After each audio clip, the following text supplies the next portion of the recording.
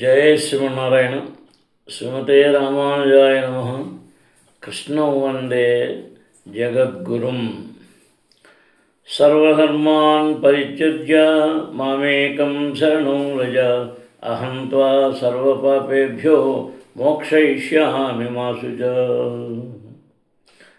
భారద్వాజకులంబోధి చంద్రం శ్రీపురుషోత్తమం వేదాంతో భయని తత్వాత్త జ్ఞానదం గురుమాశ్రయే. కృష్ణం వందే జగద్గురుం. శ్రీమద్భాగవతము ద్వితీయ స్కందము అధ్యాయం 2లో మనం 29 దాకా అయిందమ్మా. సభూత సూక్ష్మేంద్రియ సన్నికర్షం మనోమయం దేవమయం వికార్యం సంసర్జగత్యా సతేన యాతి విజ్ఞానతత్వం గుణసన్నిరోధం. భక్తుడు ఆ విధముగా స్థూల సూక్ష్మరూప ఆవరణలను దాటి అహంకార స్థితి ఎందు ప్రవేశించును. అట్టి స్థితి ఎందు అతడు ప్రకృతి గుణములను రజోగుణము తమోగుణము లయింపజేసి సప్తగుణ అహంకారమును పొందును. పిదప అహంకారమంతయు మహాతత్వమునందు విలీనము కాగా అతడు విశుద్ధ ఆత్మానుభవ స్థితికి అరుదించును. పలుమార్లు మనము చర్చించినట్లు విశుద్ధ ఆత్మానుభవం అన్నది మనుజుడు తనను శ్రీకృష్ణ భగవాను నిత్య సేవకునిగా అంగీకరించు విశుద్ధ చైతన్యమై ఉన్నది. ఆ విధముగా అతడు దేవదేవుని దివ్యముకు ప్రేమయుత సేవయని తన నిజస్థితి ఎందు తిరిగి నెలకొనగలడు. ఈ విషయమే రాబో శ్లోకమునందు స్పష్టంగా వివరింపగలదు. ఎటువంటి ప్రతిఫలాపేక్ష లేకుండా లేదా మరియు ఇతర విధముగా కానీ కృష్ణునకు దివ్యముకు ప్రేమయుత సేవను కూర్చుడైనది ఈ స్థితి ఇంద్రియములు శుద్ధపడి వాటి సహజ విశుద్ధ స్థితి పునరుద్ధరింపబడినప్పుడే సాధ్యము కాగలదు. యోగ విధానము ద్వారానే ఇంద్రియ పవిత్రీకరణ విధానం జరుగునని ఇక్కడ తెలుపబడినది. అనగా స్థూల ఇంద్రియములు తమోగుణమునందు, సూక్ష్మేంద్రియములు రజోగుణమునందు విలీనమును. మనస్సు సత్వగుణమునకు చెందినది కావున దేవమాయ అని పిలువబడు శ్రీకృష్ణ భగవానుని నిత్య సేవకుడవనడి దృఢ విశ్వాసమునందు మనుజుడు నెలకొనినప్పుడు మనస్సు యొక్క పూర్ణ పవిత్రీకరణము సాధ్యపడగలదు. అనగా కేవలము సత్వగుణమును బడయుటయు భౌతిక గుణమును పొందుటే కాగలదు. మనుజుడు ఈ భౌతిక సత్వగుణ స్థితిని దాటి విశుద్ధ సత్వగుణ స్థితికి అంటే వసుదేవ సత్వము చేరవలెను. భగవద్ధామము ప్రవేశించుటకు ఆ వసుదేవ సత్వమే అతనికి తోడ్పడగలదు. ఈ సందర్భమున మనము గుర్తించుకోవలసిన విషయం ఏమనగా పైన తెలిపబడినటువంటి భక్తుల క్రమానుగత బంధమోచన విధానము ప్రామాణికమైనప్పటికీ ప్రస్తుత కాలమున సాధ్యమైనటువంటిది కాదు. జనులు యోగ విధానమును గూర్చి ఎరుగకపోవటే దానికి ముఖ్య కారణము. నాటకాల రాయుళ్ళ నామమాత్ర యోగ విధానము దేహపరముగా లాభకరము కావచ్చునేమో కానీ అతి అల్ప విజయమును ఇక్కడ తెలివినట్టుగా బంధ విముక్తికి మాత్రము మనుషునికి సహకారం కాజాలదు.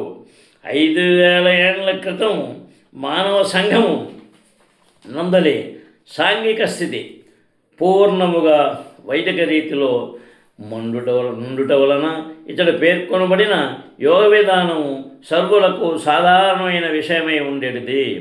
ఎలయనా ప్రతి ఒక్కరూ ముఖ్యముగా బ్రాహ్మణులు క్షత్రియులు ఇటువంటి ఇంటికి దూరముగా బ్రహ్మచర్యాశ్రమందు గురు రక్షణలో ఈ దివ్య కళయందు శిక్షణను పరిచేవారు. కానీ నవీన మానవుడు దీనిని పూర్ణముగా నెరుగుటకు అసమర్థుడై ఉన్నాడు. ఈ కాలంలో భక్తులకు దీనిని ఈ క్రింది రీతిలో సులభమొచ్చిరి. కానీ అంత్యమున ఫలితమునందు మాత్రము ఎట్టి భేదము లేదు. భక్తి యోగం యొక్క ప్రాముఖ్యము మనుజుడు తప్పక అవగతము చేసుకొనవలెననుట అందరి ప్రాథమిక విషయమై ఉన్నది. జీవులు తమ కామ్య కర్మలు వాని ఫలితముల అనుసరించి వివిధ జీవజాతుల యందు వివిధ కాలముల కారాగార శిక్షను అనుభవించుతున్నారు. కానీ ఆ వివిధ కర్మలను ఉనర్చుడే ఏదియో కొంత భక్తి యోగమును కూర్చి తెలుసుకునేవాడు భగవానుని నిర్హేతుక కరుణ మరియు గురుకరుణ ద్వారా భక్తియుత ప్రాముఖ్యమును అవగతము చేసుకొనగలరు. తన ప్రతినిధికు ప్రామాణిక గురువును కలుసుకున్నట్లు చేయడం ద్వారా భగవానుడు శ్రద్ధావంతులకు వానికి సహాయపడును. అటువంటి గురువు యొక్క ఉపదేశము ద్వారా మనుజుడు భక్తియోగ బీజమును పొందును. భక్తుడు ఆ భక్తియోగ బీజమును హృదయమును నాటి శ్రీకృష్ణ భగవాను పవిత్ర నామ యశస్సులను శ్రవణము చేయుట, కీర్తించుట అనేది జలసేవనము ద్వారా పోషించవలనని శ్రీ చైతన్య మహాప్రభు ఉపదేశించింది. అపరాధరహితముగా శ్రీకృష్ణుని పవిత్రనామమును కీర్తించుట, శ్రవణము చేయుట అనేది ఆ సరళ విధానము మనుషుని శీఘ్రముగా బంధవిముక్త స్థితికి ఉద్ధరించగలదు. పవిత్ర కృష్ణనామ సంకీర్తనమందు 3 స్థితులు కలవు. మొదటిది అపరాధ సహిత నామకీర్తనము కాగా, రెండవది అభాసమాత్ర స్థితి ఉన్నది. ఇక మూడవది అపరాధరహిత నామకీర్తనము. అపరాధరహితము అనే స్థితుల నడువదైనటువంటి అభాసమాత్ర స్థితి అందే మనుజుడు అప్రయత్నముగా బంధ విముఖ స్థితిని పడేయగలడు. ఇక అపరాధరహిత స్థితి యందు మనుజుడు భౌతికముగా ఈ జగత్తునందే ఉన్నప్పటికీ వాస్తవముగా భగవద్ధామమున ప్రవేశించిన వాడేగును. అటువంటి అపరాధరహిత స్థితిని బడయుటకు అతడు ఈ క్రింది రీతిగా జాగూర్గుడై ఉండవలెను. శ్రవణకీర్తనములను గూర్చి మనం ప్రసంగించినప్పుడు దాని భావము మనుజుడు రామ కృష్ణ అనుచు లేదా హరే కృష్ణ హరే కృష్ణ కృష్ణ కృష్ణ హరే హరే హరే రామ హరే రామ రామ రామ హరే హరే అనడి 16 నామములను క్రమబద్ధముగా ఎనుచు పవిత్ర నామమును శ్రవణ కీర్తనములను కావించుడే కాక భక్తుల సంగమున భగవద్గీత శ్రీమద్భాగవతములను శ్రవణ కీర్తనములను కావించవలని అర్థము. భక్తియోగపు ఇట్టి ప్రాథమిక అభ్యాసము హృదయమందు ఇదివరకే నాటబడి ఉన్న బీజమును మొలకెత్తజేయను. అంటే మొలకెంత అంటే మనం ఆ బీజం వేస్తే మరి మొలక రావాలంటే వేయాలి, వేసిన తర్వాత పెరుగుతున్నది, ఆ బీజం పెరిగితేనే అవుతుంది. అలాగే పిదప పైన తెలిపిన రీతి నిత్య జల సేవనము ద్వారా భక్తిలత పెరుగుటక ఆరంభించడం. క్రమ విధాన పోషణము ద్వారా విశ్వపు ఆవరణను గత శ్లోకమునందు మనం ఆకర్ణించి ఉన్నాము.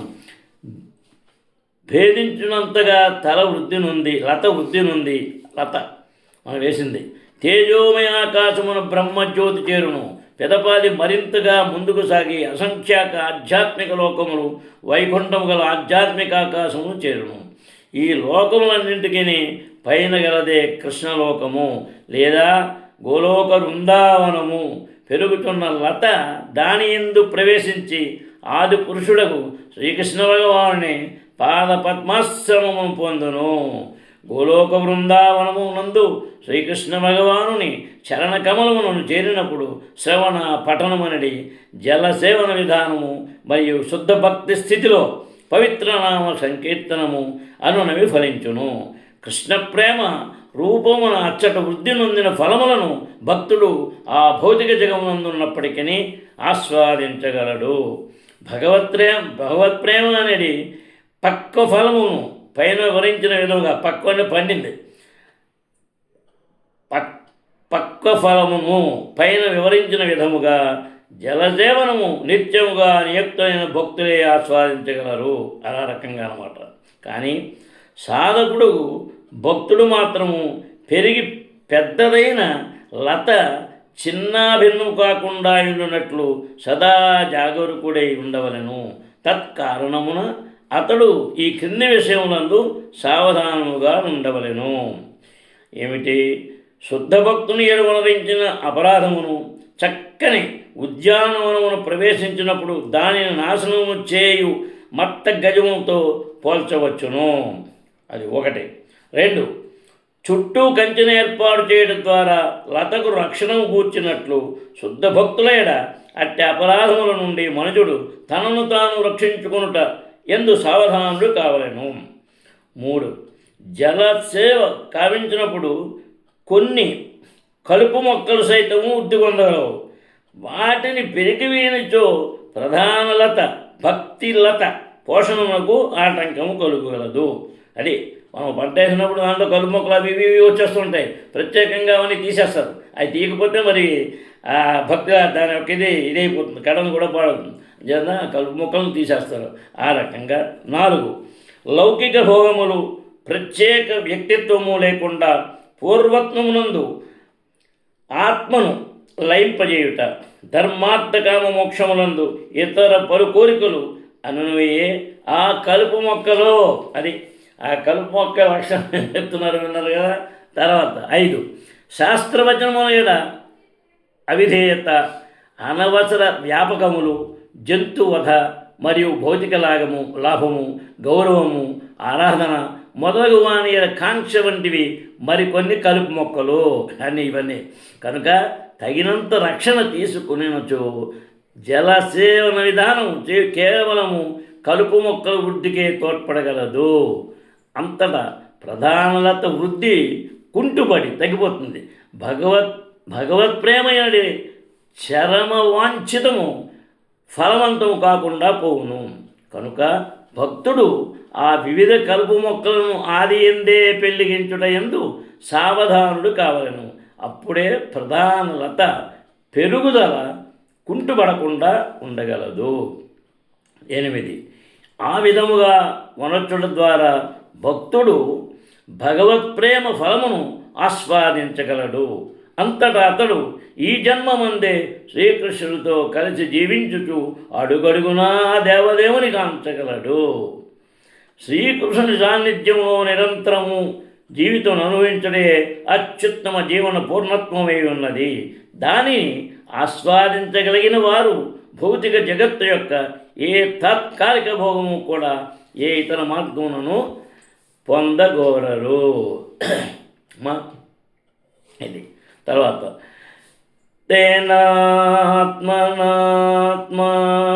తేనాత్మనాత్మానముపైతి శాస్త్ర మానంద మయోవశాని ఏతాంగతిం భాగవతీం గతోయః స వై పునర్నేహ విసజ్జతేంగ. కేవలము విశుద్ధాత్ముడే భగవానునితో పూర్ణ సాంగత్యమును, పూర్ణానందమును మరియు సంతుష్టి యందు తన సహజ స్థితిలో పొందగలడు. అట్టి భక్తి పూర్ణతను పునరుజ్జీవింపచేసిన వాడు భౌతిక జగముచే ఎన్నడూను ఆకర్షితుడు కాక ఇచ్చటకు తిరిగి రాకుండాను. ఈ శ్లోకమునందలి గతిం భాగవతీం అనేది వివరణము మనము ప్రత్యేకముగా గమనించవలసి ఉన్నది. బ్రహ్మవాదియకు నిరాకారవాదిచే కొరబడినట్లు పరబ్రహ్మము అంటే దేవదేవుని యొక్క కిరణములందు లీలమొగుట భాగవతీం పూర్ణత్వము కానేరదు. భాగవతులు భగవానుని నిరాకార కిరణములందు లీలమొగుటకు ఎన్నడను అంగీకరింపక ఆధ్యాత్మిక ఆకాశమునందరి ఏదియోనకు వైకుంఠము లోకమందు భగవానుని సాన్నిధ్యముచే సదా వాంఛింతురు. సమస్తాధ్యాత్మిక ఆకాశము అసంఖ్యాక వైకుంఠ లోకములలో నిండి ఉన్నది. సమస్త భౌతికాకాశములన్నీను దానిలో అత్యల్ప భాగమనే ఆవరించి ఉన్నవి. భాగవతైన వాడు గమ్యము ఆ వైకుంఠ లోకములో ఏదో ఒక దాని యందు ప్రవేశించుటే. దేవదేవుడవు శ్రీకృష్ణుని వాటన్నిటిని యందు తన అపరిమిత స్వీయ విస్తారముల ద్వారా అపరిమిత సంఖ్యలో గల విశుద్ధ భక్తుల సాంగత్యమున ఆనందించుచుండును. భౌతిక జగమందలి బద్ధజీవులు భక్తయోగము ద్వారా బంధ విముక్తిని పరచని పిమ్మట ఆ లోకములను చేరుదురు. కానీ నిత్యముక్తులైన వారి సంఖ్య భౌతిక జగమునందలి బద్ధజీవుల సంఖ్య కన్నను అనేక రెట్లు అధికమై ఉన్నది. వైకుంఠలోకమునందలి నిత్యముక్తులు ఈ దుఃఖ పూర్ణమగు భౌతిక జగమును దర్శింపవలనని కాంక్షింపరు. శ్రీకృష్ణ భగవానుని సాకార రూపమునందు ప్రేమయుత భక్తి సేవను కలిగి ఉండక అతని నిరాకార బ్రహ్మజ్యోతి తేజమునందు లీనమవగోరు నిరాకారవాదులు నదీ నదములందు జన్మించి మహాసముద్రమునకు వలసపోవు కొన్ని రకముల మత్స్యములతో పోల్చబడుదురు. అవి సముద్రమునందు ఎక్కువ కాలం వశింపజాలవు. ఇంద్రియ భోగము పట్ల గల వాంఛ వానిని గ్రుడ్లు పెట్టుడకై తిరిగి నదీ నదములను చేర్చును. అదే విధముగా భౌతికవాది అల్పమైన భౌతిక జగత్తునందు భోగించుటకు తాను చేసిన యత్నములు భంగపడినప్పుడు కారణ సముద్రమునందు కానీ లేదా నిరాకార బ్రహ్మతేజమునందు కానీ లీలమొకట ద్వారా నిరాకారముక్తిని కోరును.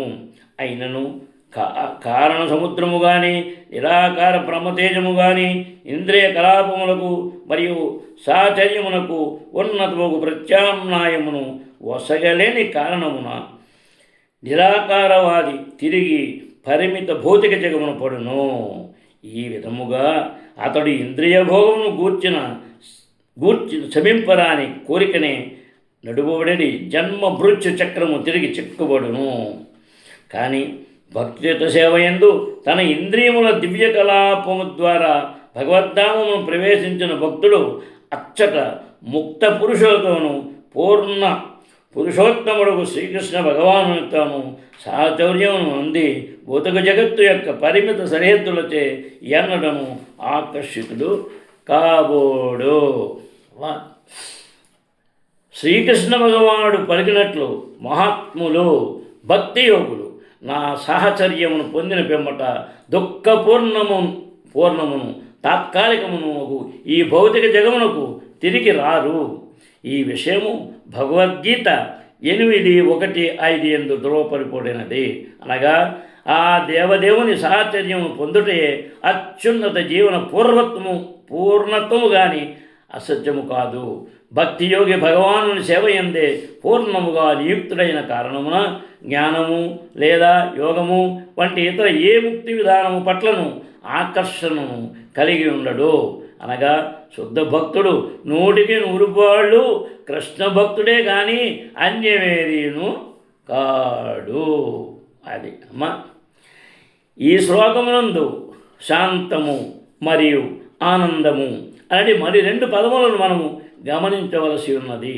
శ్రీకృష్ణ భగవానుని భక్తియుత సేవ వాస్తవముగా శాంతి ఆనందము అనే 2 ముఖ్య వరములను భక్తులకు వసగునని అవి సూచించుతున్నవి. నిరాకారవాది భగవానునితో ఏకము కావాలని వాంఛించును. అనగా తానే భగవానుడు కావాలని కోరును. కానీ అది కేవలము భ్రమ మాత్రమే.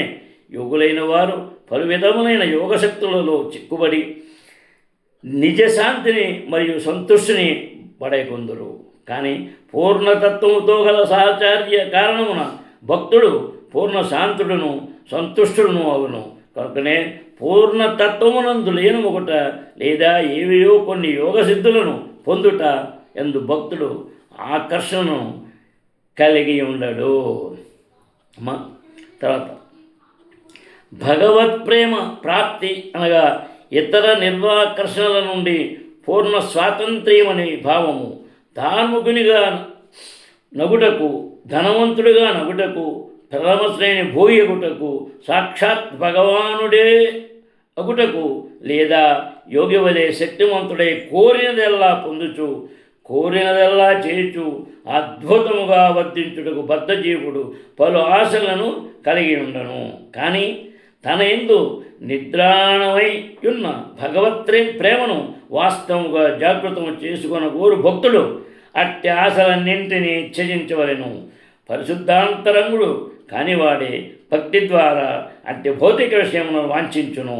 కానీ శుద్ధ భక్తుడు పైన తెలిపినటువంటి కల్మషము కొద్దిపాటి సంపర్కం సైతం కలిగి ఉండడు. అట్టివి భౌతిక కోరికలు, నిరాకార కల్పనలు, యోగశక్తుల ప్రాప్తి ఎనటి వాని ప్రభావమై ఉన్నవి. మనుజుడు ప్రేమ స్థాయిని విశుద్ధ భక్తి యుత సేవ ద్వారా భక్తుని ప్రేమమయ ధ్యేయముగు భగవానుని కొరకు చేయబడి ప్రేమపూర్వక శ్రమ పొందగలడు. మరింత స్పష్టముగా తెలుపవలేనన్న భగవత్ప్రేమ స్థాయిని పొందుటకు మనుజుడు భౌతిక భోగ కోరికలన్నింటినీ త్యజించవలను. ఇతర దేవతల అర్చనమును వేడవలెను. పూర్ణ పురుషోత్తముడు శ్రీకృష్ణ భగవాను పూజకే తనను అంకితము చేసుకునవలెను. భగవానునితో ఏకమగుదునని మూర్ఖాలోచనను మరియు లోకపు క్షణభంగురముకు ఆరాధనను పొందుటకు ఏవో కొన్ని అద్భుత శక్తులను కోరుటను అతడు త్యజించవలెను.